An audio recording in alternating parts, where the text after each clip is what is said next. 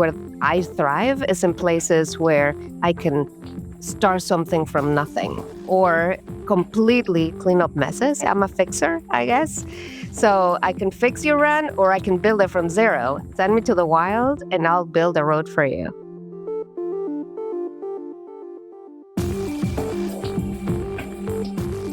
Welcome to The Array by Jacquard, the agentic enterprise platform that creates content that converts. On today's episode, we're delighted to welcome Ariela Nerubay, Chief Brand Officer at Walker Advertising, Adjunct Professor of Multicultural Marketing at the University of Southern California, and Transformational Growth Leader. Before we get to Ariela, how are you doing, Jasper? I'm good. I made the really sensible choice of choosing to go to the dentist this morning, so I can only feel half my face at the moment. So if you're doing a podcast, probably not the most sensible choice to go and have a filling done in the morning. You're going to be drooling out the side of your mouth in all the YouTube shorts that come out of this. I wasn't symmetrical to start with, so it's not going to get worse. I mentioned to you this morning, but whenever we have clips of a YouTube short where it's your face, we always seem to get more views than when it's my face. But maybe this time, considering that half your face is numb, this is when I get the views and the impressions and you don't. I like that. Given we're an optimization business, the fact that my face optimizes outcomes is a real win for me. I just realized we were both together this week in London, and we should have done an on-site podcast whilst we were there. But you're in New York next week. We're both in New York next week or week after next. So maybe we can do something there. All right, well, let's get into it. Ariela's built a career stepping into pivotal moments of change, building brands, teams, and strategies that drive measurable growth. Her track record includes launching Jumex hard into breakout US success, leading a 5-year turnaround and rebrand at Curacao, and building Univision's first Spanish language cable network from the ground up. Across every chapter of her career, Ariela has combined data-driven business strategy with deep cultural fluency to create brands that resonate authentically with multicultural audiences. Today's conversation will explore the intersection of multiculturalism and marketing, how brands can authentically connect with diverse audiences, and why cultural fluency is becoming one of the most important growth advantages in modern business. Welcome, Ariela. How are you doing? I'm doing great. Thank you so much for inviting me. It's great to have you. Yeah, thanks for joining. Where are you joining us from today? I am in Los Angeles, California. Nice. I bet the weather is nice and warm out in Los Angeles. Well, that was supposed to be, but I am looking out my window and it's pretty gloomy. So I'm hoping, it's June gloom. So as June the guy in gloom London, I'm always happy when I hear people who are usually in hot, warm places telling me it's gloomy. So yeah, but it should clear out. It should clear out. So don't get too comfortable with that. Let's get into it then. So I'm gonna start broad. Let's start at the kind of start at the top. So your career has a clear pattern of joining organizations during moments of transformation to help unlock growth. What first drew you to these kinds of high change leadership opportunities? Quite frankly, I think that's the path that my career has taken since my very early career. I just happened to be recruited into positions where the organizations were at a moment of change. So, for example, when I got my first, more middle management agency job where I would actually have a true responsibility and ability to affect change, they had just landed their first cable count, and we were able to grow them from 1 to 5 because they really saw the results that we were bringing to the table. This was a strictly DR, direct response account at the time. So I enjoyed the concept of building, of rebranding, of completely disrupting, because again, after that, that was a whole experience building all of these different 5 cable accounts in the Hispanic space. Then Univision hired me because they were looking for somebody that had experience in Mexico, experience in cable, understood the space with the MSOs at the time, the multiple service operators, which is how we call the cable providers. And they said, we're building a network of cable channels from Mexico from the ground up. Are you interested? And I'm like, absolutely. And that was another business that I was part of that we were able to build. So from then on, it kind of became very evident that for me, where I thrive is in places where I can start something from nothing, or completely, like in the case of Curacao. This was a brand that was just sued by the DOJ. A lot of online reputation management that needed to be fixed, a lot of internal operations that needed to be fixed in terms of silos and how people worked. And I love putting together those pieces and clean. I like to clean up messes in a way. I'm a fixer, I guess. So I can fix your run, or I can build it from zero. I like to navigate the road less traveled. I'm not a marketer that likes the clean roads and the clean lines and in the structure. I'm like, no, send me to the wild and I'll build a road for you. They're quite diverse industries, right? There's not, you mentioned about having, on the Univision side, there was that they required a certain amount of experience, or wanted a certain amount of experience in that space, but it feels like all those industries are quite separate. There's the brand building side and the kind of fixing the brand element, but you also obviously expert in the multicultural side of things. Is it the same no matter what industry in terms of what needs to, is there a big common theme between all of those that you can just apply it all, or do you think you have to take a different approach to each? It is the exact same common thread, which is the customer. If it is the same customer that behaves and operates and has the same exact needs across the board, regardless of industry, then that's my space. So when I went from Univision to Curacao, I went from Univision to Disney, which kind of it was clear that Disney had those paths that were very clear, so it wasn't a good fit for me because of it. But then I went into Curacao, where it just felt home. I knew the customer. I worked with the customer. Um, it was a company that was built by Latinos for Latinos, so it was very easy to transition in.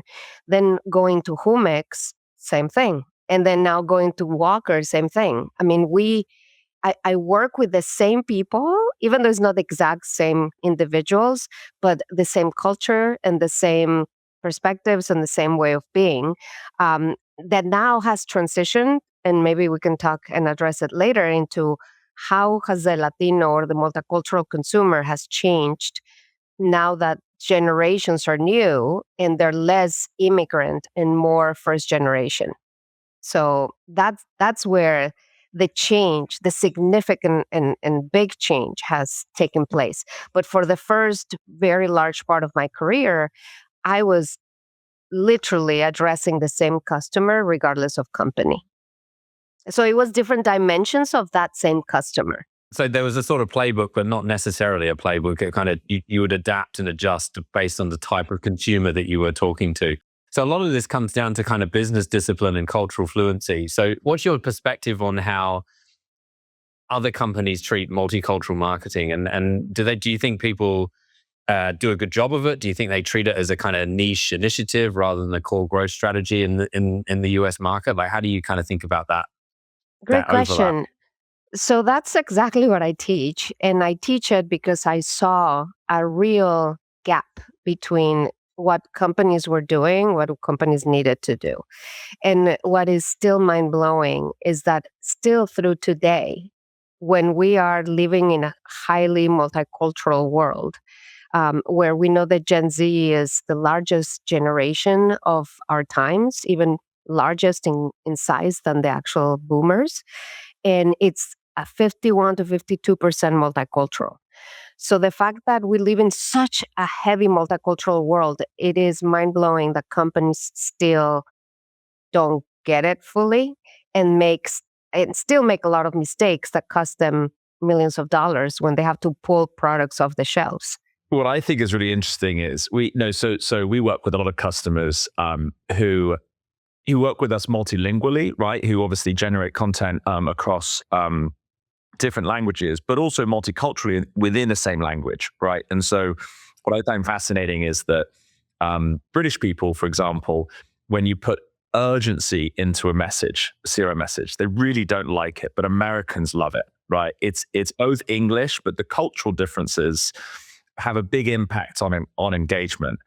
And I always remember, obviously growing up in the UK, there would be the same ads you would get in America, but they would have things like British British voiceovers rather than American. People didn't like American voiceovers in the UK on TV, even though it's the same stuff. And I also find really funny, I don't know, maybe this is my own experience, but Coors Light, the beer. If you look at Coors Light in the US, it's like Rocky Mountains, it's cowboys. And if you look at ads in the UK, it's Jean-Claude Van Damme in like this alpine setting in the Alps. And it's almost like very French, right?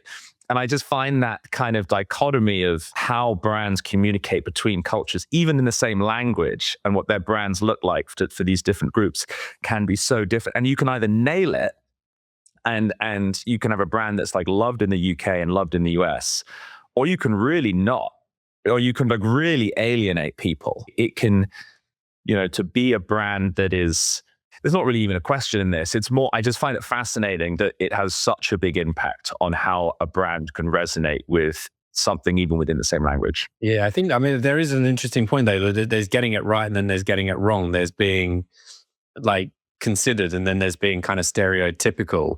In your opinion, Ariela, like what works and like when do brands get it right and when do they get it wrong? Great question. So actually to Toby's, if you don't mind, I wanted to address one of Toby's comments, which has to do with adaptation. So when you look at the US holistically, and specifically the Latino market, almost 7 out of 10 Latinos are Mexican. So you're looking at a true majority of 40 million people that are Mexican. It's about 64 million Latinos in the US. Out of the 64, 40 are Mexican. So when you're looking at leaning into a culture, the dominant culture is the one that is the most financially feasible, just because if you were to break down your message by culture, as a marketer, you would dilute your budget into, just too many verticals. Sometimes it's just, unless you're a Coke or you have a lot of money, it really is just not feasible. So then my advice would be look at where your majority market is based on your footprint and who you service, and then go after that audience. Meaning, it could be that you're in Florida and your majority market is Cuban. So obviously, you wouldn't go Mexican, no matter if it's for a 40 million, people, universe. So be very focused on what your brand, who's your customer. Put your customer at the center. That is just like the basic advice that we sometimes don't follow. And however, for the Asian market, that is very challenging because you have 40 different cultures, different language, different foods, different nuances. And it's a more language dependent market. So you can target them all in English, but they are very much first generation. It's the opposite of what the Latino market used to be 20 years ago, where it was all very Spanish dependent. I was going to say, this South America versus Asia, it feels like that's almost like the opposite of each other, right? You've got multiple different cultures in South America with the same or very similar language. In Asia, you've got very different languages and very different cultures across it. Correct. That's fascinating. Yeah, that's so it makes it complicated. But now to answer Jasper's question of how to get it right. And the way to get it right is you have two options. You can go a total market strategy, which a lot of brands are doing, where you focus on reflecting the audience. So it's simply a representation play where you have a Black consumer, an Asian consumer that would have some features that would be more general, which is also kind of a generic statement. Like, so what does Asian look like? Because you have Japanese, Korean, and then you have Filipino, and even across all of those cultures, you have people with different eye shapes and different skin colors. But let's say that you try to find somebody that represents all cultures. You have your Asian, your Black, your Latino, your white consumer, and then you do a total market strategy where every single person is represented, and just by representation, people feel included. But you use language, and the message is generic. There's no cultural winks. It's just basically a general market, ad with diverse cast. And then the second route that is the most difficult to do, but the most powerful to do is to be culturally relevant. In cultural relevancy, just to give you an idea, both Asian, Hispanic, you can use language I mean, obviously to connect with the generations that lean on it.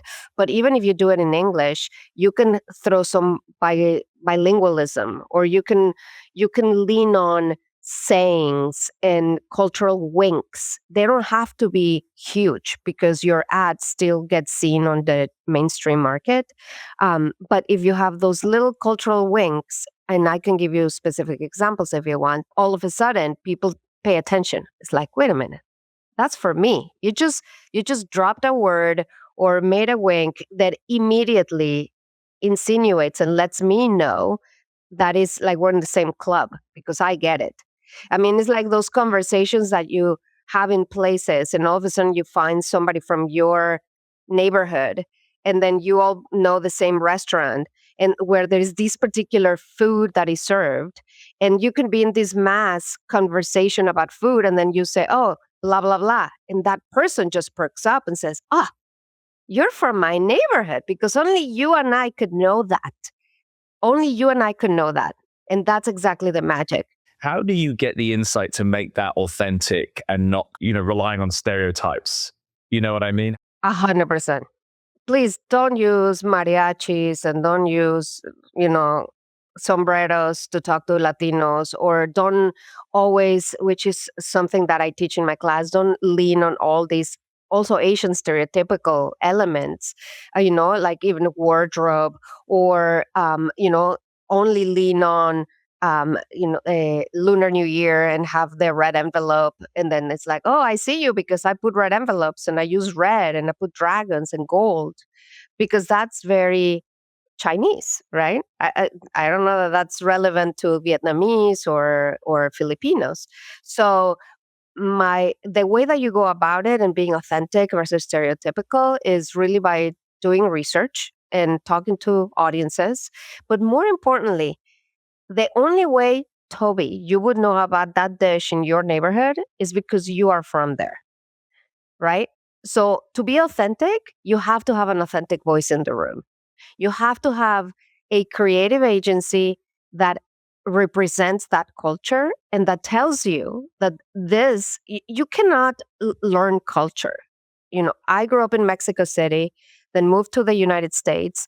I'm very fully bilingual bicultural. I understand my US culture and I understand my Mexican culture. So I can navigate both seamlessly. And I can tell you, I can sit in a boardroom and speak like an American and address the mainstream needs. But then if there is a need for Latino, then I can address that too. Somebody that did not grow up in Mexico, or somebody that hasn't worked in this space, cannot tell you authentically what your challenges are or what your gaps are. I'm trying to think of, like, when you're driving, you have your blind spots. That's the word. Mhm. So those blind spots, and I'm going to give you an example specifically. There is, and I'm not going to name names, but there is this company that 2 years ago for the holidays came up with this candle. You can Google it. But it came up with this candle that had this beautiful, in their mind, this beautiful design of a snowflake. And then they used this snowflake, or a portion of that snowflake, in the design of the candle to wrap the candle, and then did a whole holiday promotion with this candle with the snowflake was represented. When you look closely to that snowflake, it actually looks like KKK members. And you would think, like, what? What do you mean a snowflake looks like KKK? It actually does. And because it's not your experience, anybody that has had an experience or is hypersensitive to anything associated with the KKK immediately connected it. And there was a huge backlash that ended up costing millions of dollars in operational hardship to a company that had to pull all that product off the shelves and then relabel it and resell it. But in the meantime, now you have reputation management, online crisis, and things that you need to manage. How could you have ever anticipated that a snowflake would actually look like a KKK image? You couldn't. unless you have diversity in the room What that that kind can of raise the local hand and said, expertise. right, and that says, wait, that is, please, no, that I immediately can sense that this is going to give us problems. So in summary, I think that in order for companies to be less stereotypical and less risky and more thoughtful, they're going to have to become a lot more diverse across all levels of the organization, and especially in positions of power where decisions are made. Because still, organizations are not as diverse as we would hope they were. Now, it will naturally happen because, as I said, Gen Z is the most diverse generation of all times and the largest. So in the next decade, that will happen naturally because the talent pool will be diverse. But today, at least for brands today and for the next 5, which is what I'm focusing on because things change so rapidly, I would say just hire the right team, hire the right agencies, do your research, ask your consumer, and then you will have the cultural insights you need. A small comment. There's a great quote, and I can never remember who by, but I started my career in design, and there's a great quote by a famous designer who said, which I think is kind of relative to what you're saying of that exact example of, if you want to design a logo for a supermarket, don't sit in your office and try and come up with a logo for a supermarket. Go and sit in front of the supermarket and experience what the supermarket is like, kind of thing. I think that's exactly the heart of the thing that you're getting to, is you have to understand the experience in order to be able to communicate it, kind of thing. That experience exactly is what I do with my students, because I said, I am not an executive that sits at her desk. I go to the events. I work the streets. I visit the neighborhoods, because you have to be in the neighborhood to really get a sense of who these people are. You got to go to their homes, literally visit their homes and sit in their tables and eat their food, figuratively and in reality. So for my students, when I do my programs, I teach in the classroom. And then part of the activities is like, you have to go to the neighborhood, and I'm going to give you a whole questionnaire so that you go to this neighborhood as a real cultural experience, but with a marketer's eyes. And then fill in the blanks of everything you're experiencing. So it puts them in a place that they've never been before, which all of a sudden opens up their eyes. It's like, wow, I never really thought about a culture in this way. Like I have Black friends, I have Latino friends, I have Asian friends, but that's very different from actually seeing them as consumers and from a cultural standpoint. As a Brit living in America, all my American friends think I just sit in a 3-piece suit and eat fish and chips all day, and it's just not really based in reality if you actually lived in the UK long enough. But it's a great point. How does a brand maintain a singular brand identity and be multiculturally relevant? Like, it's soon, if you're trying to be, is a single brand identity as important then? Or is it more about being relevant to the culture that you're in? McDonald's is a perfect example. I love to speak about McDonald's because that's one brand that is global, consistent, true to its identity, but yet localizes depending on what country they're in. So when you think of India, McDonald's goes to India, sets up shop, but clearly there is a whole region in India that they do not eat meat, right? They're vegetarians. So what they do is they create specific sandwiches that are not burgers because they don't have meat, but they are created with vegetables, and they still, present that to the culture as, as an option besides their traditional, dishes, so that it can accommodate the tastes of the culture. And then when you look at the advertising, you still have I'm loving it as the base, because your brand, your logo, your tagline has to be global and has to be translatable culturally. And when I say translatable culturally, there are examples now the reverse. So again, just to close the conversation, so McDonald's just does a phenomenal job where whether it's in Mexico or in China or in India or in the US, that brand is consistent. It delivers consistent product. It delivers a consistent experience, but localizes their offerings to the tastes of the local community. So it's accommodating. The menu definitely has variations, right? But as a brand, is the same. And then you have Unilever, which actually there was a case study that I discussed that they were really talking about, getting dirty because they were promoting their cleaning products. And the whole notion of getting dirty did not resonate with Asian cultures because, as you know, Asian cultures leave their shoes outside. The cleanness and the culture of cleanness is very important. So a slogan or a campaign that is based on getting dirty or get dirty doesn't matter because Unilever will fix it for you. It's completely opposite culturally. So you can go globally with something, with a brand and an image that says, get dirty. And there's so many other countries that will negatively respond to that. So the way to go about it is to be true to your brand, think globally, think how these communication will still, maintain consistency no matter where you are, because you are who you are. I am who I am, whether I am in Mexico hanging with my family in Mexico, or I'm in the United States with my family speaking in English. I'm still at the core who I am, but there is a slight adaptation of my behavior depending on where I am. I would say, but I'm still Ariela. You still see me, and I look exactly and sound exactly the same, right? So that's a brand. A brand is like a person. You need to treat it as a person. I don't know if the word is monoculture, but there are some markets which are kind of monocultures, and you get some markets that are very multicultural.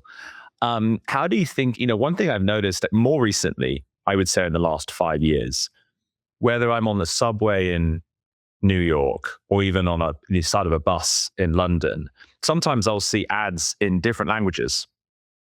Sometimes I'll see Chinese on the side of a bus in London, or, I'll see different language on the subway in New York. How much do brands, well, I guess it depends on the brand itself.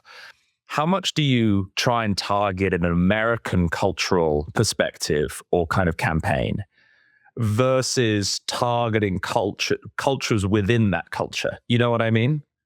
So I heard from somebody a quote that I really liked. I even wrote it down, which is, "The riches are in the niches." I thought it was so brilliant because the truth is that when we've seen that trend, especially with younger generations, they don't want the mass market, global, no hard branded products. They really are looking for brands that reflect who they are, brands that are unique, brands that have a vibe, brands that have a story behind them. So those riches in the niches sometimes it also means that you tap into one particular group of people and they become such huge brand ambassadors and brand lovers and spreaders, super spreaders of your brand, that's what brings you to the light of the mainstream. So to answer more directly your question, it is all geofencing and geomarketing. So you can still maintain, again, if I'm going back to McDonald's, you can maintain a McDonald's brand that is very consistent with its imagery by localizing language in specific zip codes where there is a high density, representation of a certain segment, group, or ethnicity. Then you are localizing and you are becoming relevant. And if you have a master design and all you're changing is the copy and changing what it says in the language that is relevant to the people that are going to be seeing it, the response rate to that ad will be much higher. So it involves customization, it involves additional cost. If you're testing certain sections of neighborhoods with different ads in different languages, that's where I would go. I'm a big tester. I don't advocate for spending millions of dollars in regionalization, but if you realize that your brand actually has a lift in sales because you're localizing, then you open it up, and then a little bit more and a little bit more, and then you realize that by using that strategy, your consumer responds. Or it could be that your consumer doesn't care, that your consumer loves your brand no matter in which language. And they actually, sometimes some consumers that are multicultural want the authenticity of the brand. So if the brand is authentically British or authentically French, I mean, I don't know if I've seen L'Oreal doing, specific cultural elements. I don't remember, but let's assume that this is a authentically French brand that people like because it's French. So they don't want you to regional. I don't want you to Mexicanize L'Oreal. The thing that immediately springs to mind for me is Fortnum and Mason in London. Like you just don't. Fortnum and Mason just doesn't need to be localized. It's quintessentially British. It's kind of funny though. I like the point you were making before, and it's kind of made me think there is a sort of effect in humans, right? Which is the empathy effect. I've been told that I have it a lot. I'm Australian by birth, but I've lived in the UK for a long time. And it will depend on the person. And it's interesting. There's a sort of affinity here with how you're describing different brands. Some people's accent and how they respond to people, depending on the type of person that they're responding to, will change. And so I sound completely different if I'm speaking to my Australian friends and family versus when I'm speaking to people in London. And it scales up and down depending on the person. It's kind of, there's almost like this branding effect is kind of a version of that. It's like brands that need to adapt, need to have that kind of empathy scaling based on who they're talking to and when they're talking to them and where they're talking to them. But other brands don't need that. I can't wait to see you in France, Jasper, putting on your best French That's the accent. only one. That is the only one where I do not even try. I just embarrass myself if I try to adapt to a French accent. But yeah, it's kind of interesting. It is a human effect, right? And you have opposite ends of the spectrum as to whether it's the right thing to do or not. Absolutely. And I tell you, when I was at Disney and, in that year that I worked there, I was the vice president of multicultural marketing, and I collaborated with the global marketing, team. And it was very evident that the movies actually were adapted depending on the country. So maybe 90% of the movies remained the same. There was this 10% that was modified for the local culture. And then when you looked at the previews of the trailers of the movie, they were very much created in the country of origin. They weren't creating we didn't create them at Disney at the studio in Burbank. We created them in Burbank for America. But for Latin America and Asia and Europe, they were created by local European, Asian, and Latin American agencies who received all the material and said, let me adapt this to make it culturally relevant for us. And in fact, to give you an example of how I worked that in the US, so there was this Good Dinosaur, which was, I don't know if you remember that movie, but it was an animated movie about a dinosaur that, lost his way. And there is a scene where the dinosaur is going down a hill and then kind of like being taken by a current. And then I said, how cool would it be if we can grab these pieces of the movie and then create a series of online for social media pieces of content that mix the movie with Spanish language sayings? Because in our culture, sayings are very prevalent. So there is this saying that says, camarón que se duerme se lo lleva la corriente, which technically means when the crab falls asleep, it gets taken by the current. So basically it's indicating, don't fall asleep, don't sleep in your laurels, don't, always be alert and work really hard. So there is that scene where this thing is being taken away by the current. So we started with an opening with that sentence, then delivered the punchline with the movie, and then now in theaters November 3rd. It was the most successful piece of content for my audience that Disney at the time had ever delivered. And the people from the social media team came and said, I don't know what you did, but this thing really resonated. I'm like, you're using a movie in English that didn't have to be changed. But because I know that sayings are, and I'm creative, you have to include creativity with cultural understanding. You marry those, and now you have the perfect mix to connect with people with the exact same product. You don't have to change the product. You just need to think of how it's relevant. Where do we go from here? 5 years down the line, how do you think this type of marketing evolves? As technology evolves, how we get communicated to, what changes? So what's going to change, I believe, is that we're going to become much nicher that we are right now because of how multicultural this audience is going to become. And because I teach this Gen Z generation and I see how they lean and they're so, bullish about being individually and uniquely different. Everybody is just bullish about being their own identity, their own people, finding their own niche and their own tribe and their own space. That I don't think that just globalism is going to be something that our new generations are going to resonate with, because they actually reject the establishment. Maybe as they grow up and they have children and they become, older adults, things will change. But at least on the next 5, to answer the question, I think that their riches are in the niches for sure.